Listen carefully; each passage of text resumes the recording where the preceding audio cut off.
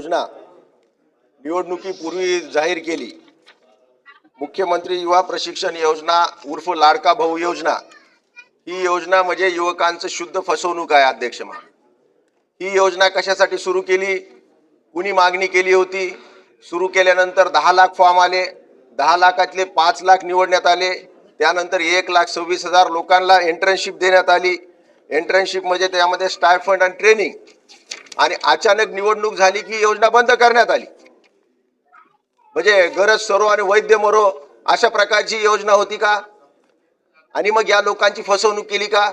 लोक एमटेक, आमच्या परभणी जिल्ह्यातले मुलं एमटेक हा कोर्स सोडून हे नोकरीसाठी जॉईन करण्यासाठी आमच्या परभणीमध्ये आले। 6 महिन्यामध्ये त्यांना जॉईन करण्यात आलं आणि अचानक ही योजनाच बंद करण्यात आली आणि उत्तरामध्ये साफ फसवणूक या युवकांची करण्यात आलेली आहे। अध्यक्ष महाराज, माझा स्पेसिफिक प्रश्न मंत्री महोदयांना आहे, यामध्ये इतके मोठे ITI आहेत आणि असे ट्रेनिंग देऊ तसे ट्रेनिंग देऊ, मुख्यमंत्री कौशल्य योजना, पंतप्रधान कौशल्य योजना, ग्रामीण स्किल डेव्हलपमेंट, हे ह्याच्यामधला आमचा काहीच ह्या अर्थ नसलेल्या रद्दी आम्हाला देण्यात आलेली आहे। आमचा प्रश्न एवढाच आहे की योजना तुम्ही चालू ठेवणार का? हे जे मुलं आहेत 1,23,000 किंवा 26,000 ह्या लोकांना तुम्ही इंटर्नशिप जी पूर्ण झालेली यांना तुम्ही विद्यावेतन देणार का? आणि ही योजना पुढच्या काळापर्यंत चालू ठेवणार का? काही फक्त तुमची निवडणुकीची फसवणुकीची घोषणा होती? एवढाच माझा प्रश्न आहे। मंत्री महोदय। माननीय अध्यक्ष महोदय, सन्माननीय सदस्य राहुल पाटील साहेबांनी जे विचारलं आणि जे त्याने सांगितलं त्यामध्ये मी खुलासा करू इच्छितो। त्याने सांगितलं की कोणाला मांग केली होती, तुमची मागणी होती का की बेरोजगारीसाठी काय करायच्या, कशासाठी केला म्हणे बेरोजगारासाठी पूर्वी एक योजना होती, ती योजना त्यांनी बंद केली 2007ला। 2007चे नंतर बेरोजगारसाठी एकही योजना नव्हती। हा योजना कधी फसवणूक योजना नव्हती, पूर्वीपासून हा योजना प्रशिक्षणासाठी या रोजगारसाठी नाही। आणि हा योजना पूर्वी 6 महिन्यासाठी केली होती इलेक्शनचे पूर्वी, इलेक्शनचे नंतर बंद केली का? नाही केली। काय केला ते 5 महिना वाढवून दिला। आणि माननीय अध्यक्ष महोदय, या वेळेचे पुरवणी मागामध्ये माननीय वित्तमंत्री ते बसले, त्याने 400 कोटी रुपया या वेळेचे पुरवणी मागामध्ये या योजनासाठी दिले। ज्या योजनासाठी 400 कोटी रुपये दिले असेल त्या योजना काय बंद होणार का? त्याने सर्व जे काही सरकारी नियम आहे, सरकारीचे पत्र ते वाचा माननीय अध्यक्ष महोदय।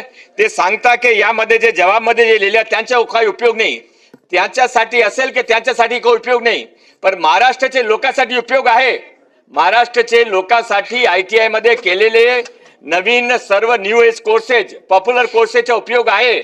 माननीय अध्यक्ष महोदय, महाराष्ट्राचे ITI मध्ये आपण सर्व ठिकाणी आता एक नवीन शॉर्ट टर्म कोर्सेस सुरू केला आहे।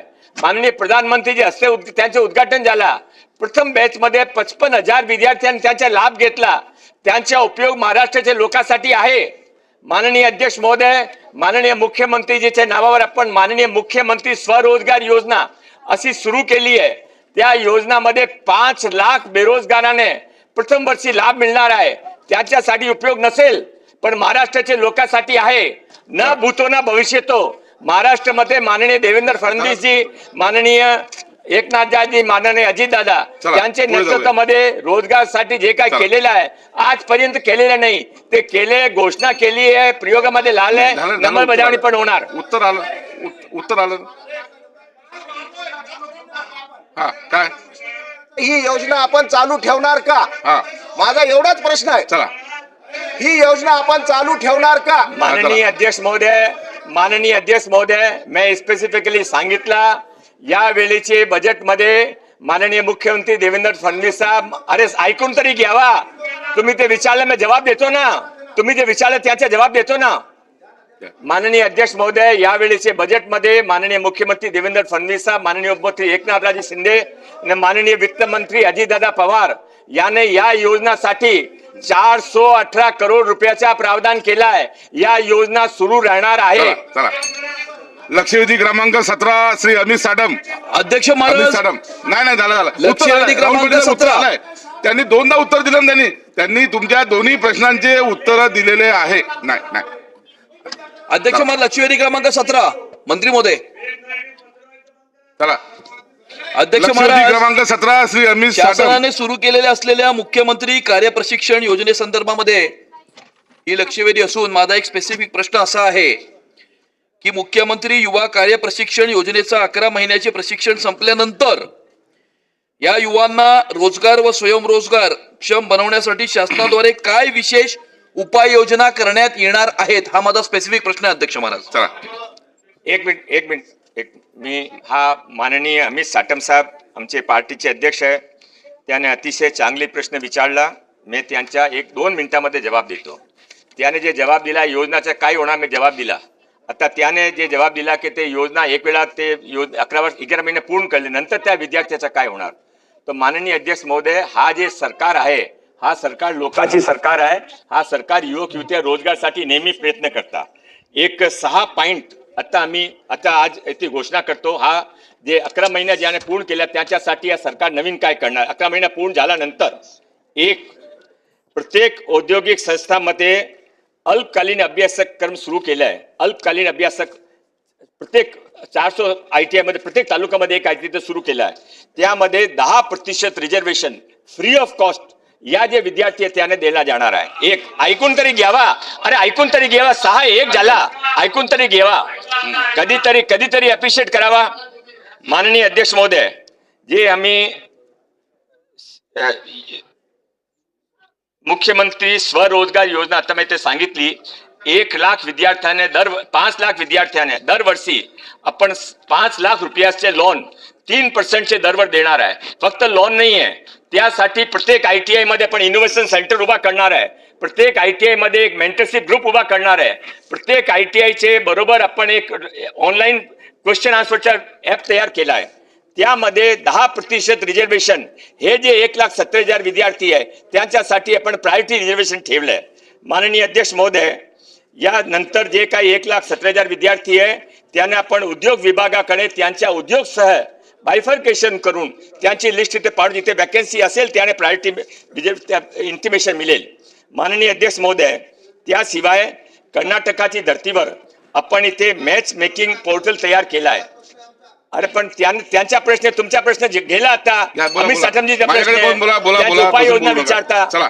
माननीय अध्यक्ष महोदय, पुढच्या अधिवेशन मध्ये विचारा. चला पुढे जाऊया. बोलायला मौका मिळाला. मंत्री महोदय, उत्तर झालं का? पुढे जाऊया. मंत्री महोदय, आपलं उत्तर झालं का? पुढे जाऊया. नाही बोला.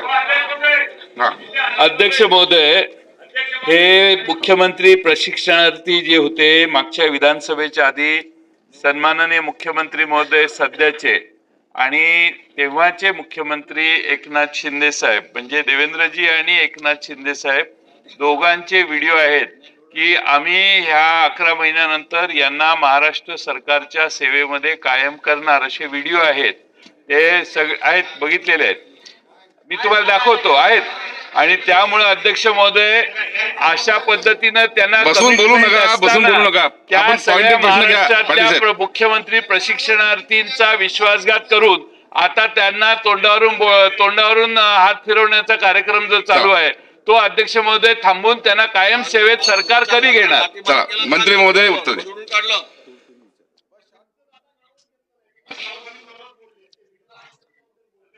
माननीय अध्यक्ष महोदय, नाही हा घ्या.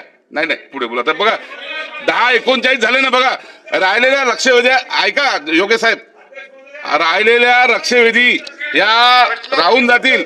ऐकून घ्या. नाही समजून घ्या माझी गोष्ट. घ्या बोला. हा तुम्ही घेताय बॉब घ्या बसा. तुम्ही मला द्या पाहिजे. आपण 25 लक्षवेधी 26 लक्षवेधी लावा, आमच्या काही हरकत नाही अध्यक्ष महाराज, आपला अधिकार आहे. पण आपण तिकडे बसून जर लक्षवेधीला न्याय मिळणार नसेल तर अध्यक्ष महोदय 26 लक्षवेधीचा काय उपयोग नाही. म्हणून माझी विनंती आहे लक्षवेधी ज्यांनी मांडली त्याचं उत्तर आल्याच्या नंतर पुढे जाणं हे आपलं काम आहे. या सभागृहात आम्ही सुद्धा 4थ्यांदा निवडून आलोय. आम्ही अशी 26 लक्षवेधी कधीच पाहिली नाही.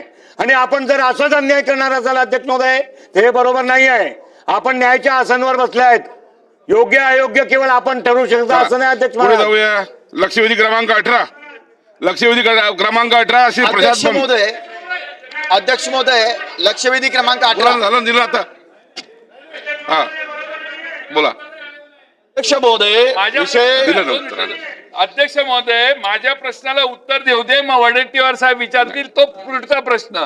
आणि तुम्हाला अध्यक्ष महोदय घाई करता येणार नाही. साटम यांनी अतिशय महत्वाचा प्रश्न बघा. काढलाय.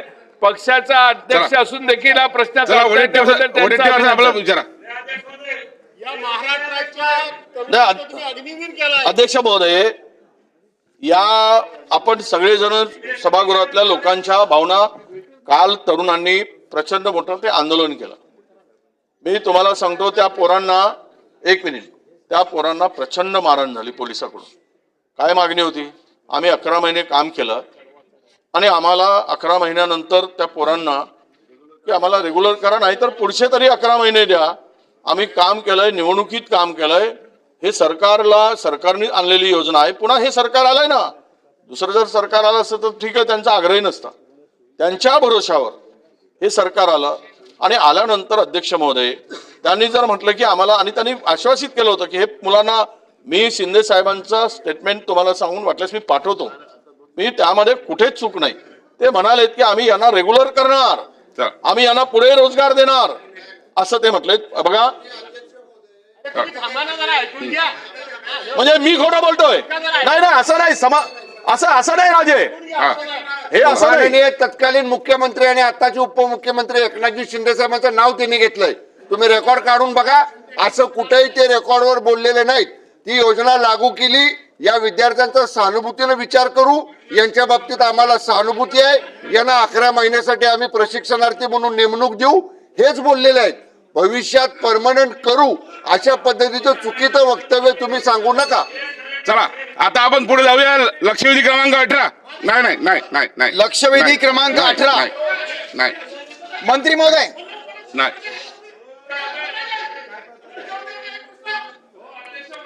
लक्षवेधी क्रमांक 18. लक्षवेधी क्रमांक 18. हा अध्यक्ष महोदय छापल्याप्रमाणे या उत्तर द्या. उत्तर द्या. अध्यक्ष महोदय वितरित केल्याप्रमाणे तुम्हाला देतो.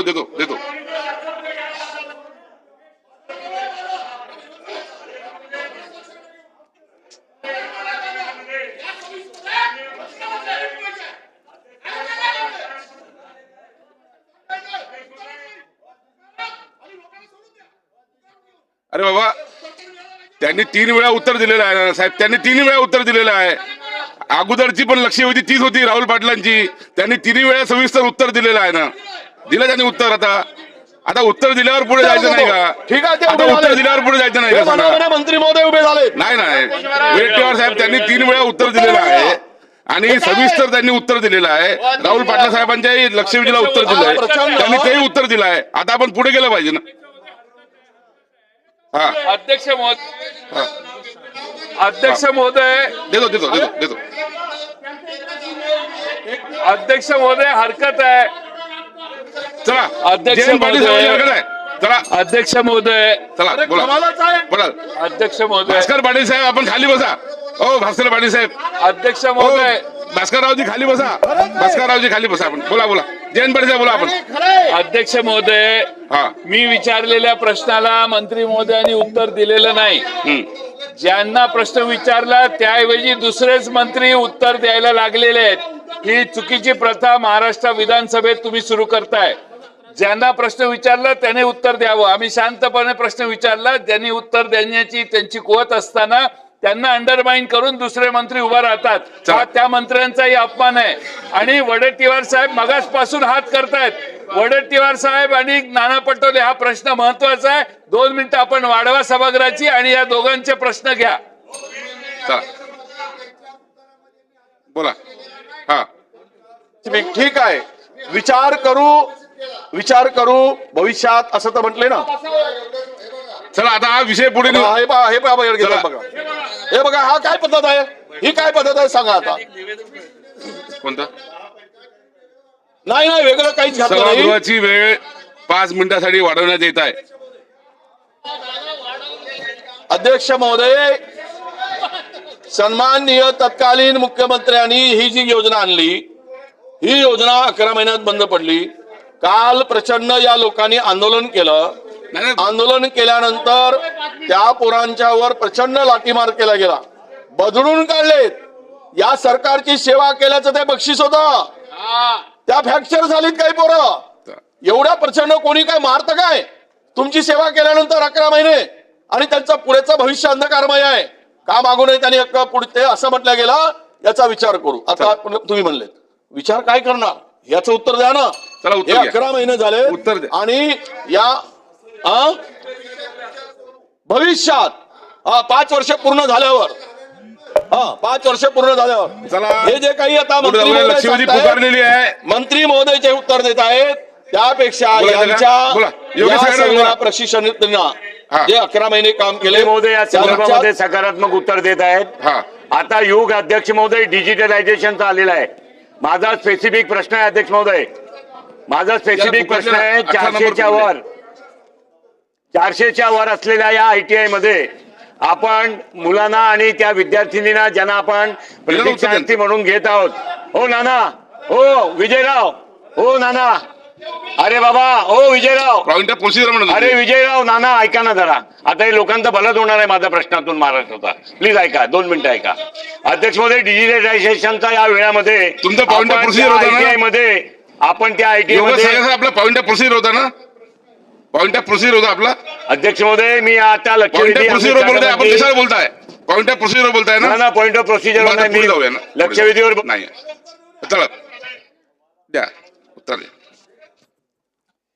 माननीय अध्यक्ष महोदय, हा फार महत्वपूर्ण विषय. अरे तर ते विचारतात आता ऐका ना, उत्तर ऐका.